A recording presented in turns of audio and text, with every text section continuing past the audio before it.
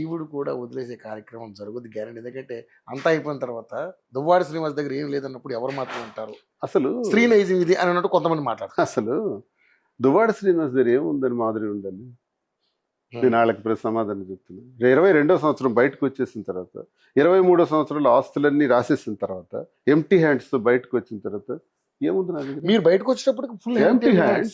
ఏమి లేదు. అని రాసేసాను కదా. 23 ఎలక్షన్ 24 ఎలక్షన్. మీకంటూ అని మీకు మాధురి గారికి కూడా ఏమి ఉంచుకోలేదు.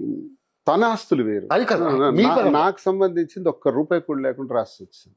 ఎలక్షన్ ముందు కూడా ఒక ఎసెట్ ఉంటే, మాధురి గారు మీ ఇల్లు రాయం చేసుకుని ఎలక్షన్కి 20 రోజుల ముందు ఉంటే ఒక ఎసెట్ కూడా రాస్తాను. ఈ ఇల్లు ఏంటంటే నేను ఎప్పుడైతే బయటికి పోయానో, బయటికి వెళ్ళి నట్టివేయబడ్డానో, ఒంటరిని అయిపోయినప్పుడు ఏదో ఒక స్థావరం మనకు ఉండాలి అని ఆలోచించినప్పుడు ఒక ఫ్రెండ్ మాకు పార్వతీశం గారు అని అతను సహకరిస్తే నేను కొంత అమౌంట్ పెట్టినప్పుడు మాధురి కూడా ఒక 2 కోట్ల వరకు ఖర్చు పెడితే ఇంచుమించు ఆ బిల్డింగ్ అంతా రెడీ చేసాం. అప్పటికప్పుడు రాత్రి పగలు కట్టాం.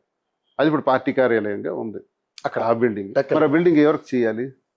మాధురి షేర్ ఉంది కదా, ఏం చేయాలా? మరి మాధురికి నేను రాసకపోతే మోసం చేస్తున్నాడు అవుతాను కదా. ఏముందని మాధురి వచ్చి నాకు డబ్బులు ఖర్చు పెట్టాలి? మీరు ఒక స్థావరం ఉండాలని ఏముందని మాధురి ఇంకా నాతో ఉండాలి?